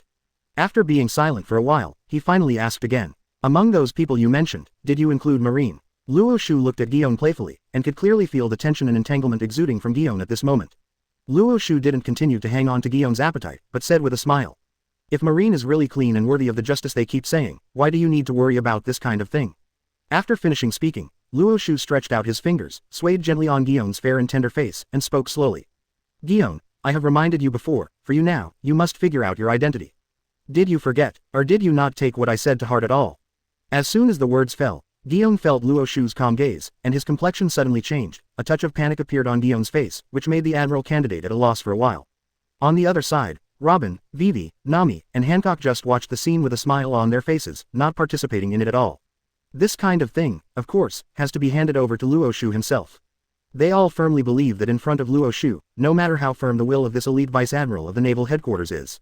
But one day, Guillaume will completely fall under the charm of Luo Xiu like they are now. What Robin, Nami, and Hancock were thinking, Guillaume didn't know. To be precise, Guillaume at this time didn't care about other things at all, and his heart was already full of panic. Luo Xiu, I just want to ask, what do you plan to do after you get to Marineford? Guillaume was a little overwhelmed, completely unaware of how he should explain it now. In the end, Guillaume could only purse his lips, looked at Luo Xiu nervously, and waited anxiously for how Luo Xiu would treat him. After getting along with each other for 3 days, Guillaume discovered with some horror that he had unconsciously had other thoughts about Luo Xiu. It was no longer the same as at the beginning, only to protect the lives of the sailors under his command, he agreed to Luo Xiu's conditions. Instead, he involuntarily wants to get stuck in it, unwilling to leave Luo Xiu, as if Luo Xiu has some special magical power. Regarding this, Luo Xiu can only say that the effect of the title Incomparable Charm obtained from Hancock is indeed not as powerful as usual. You know, Guillaume can become admiral's candidate, as the elite vice-admiral of naval headquarters. Her will is far stronger than those women who were tamed by Luo Xiu before. But even so, only 3 days have passed, and the attitude has changed to what it is now. Although they are not yet full of Luo Xiu like Robin, Khalifa, Machino, and Kaya, they are still worried about what Marine will encounter in the next war. But it won't be long before Guillaume, the candidate for admiral, will completely belong to Luo Xiu. Thinking of this, the corners of Luo Xiu's mouth curled up slightly, a strange smile appeared on his face, he looked at Guillaume in front of him playfully, and said slowly. Guillaume, Robin, Nami, and what Vivi have experienced, don't you already know? So, until now, do you still think that Marine deserves the so-called justice? Guillaume bit her lip, the originally rosy and sexy lips were bitten by her, and her face turned pale as well. Seeing this, Luo Xiu not only did not restrain himself, but even increased his strength again. Also, the things I encountered at the beginning, as admiral's candidate, you should have received information about those things, right? Luo Xiu's words were like a knife, constantly piercing Guillaume's heart, causing this admiral candidate who was obviously very powerful to fall down on the deck involuntarily. Of course, Guillaume knows all about Luo Xiu's encounters. To be precise, all Marine executives know Luo Xiu's information like the back of their hands. Not only did Luo Xiu kill celestial dragons and the king of the allied countries of the world government, destroy the East Blue branch of Marine, rob Princess Alabasta, forcibly kidnap the mermaid princess of the Fishman Island, and take celestial dragons as slaves. It also includes, at the very beginning, Luo Xiu was slaughtered by a group of pirates in East Blue's hometown. Luo Xiu originally wanted to ask Marine for help, but was beaten and thrown out by Marine.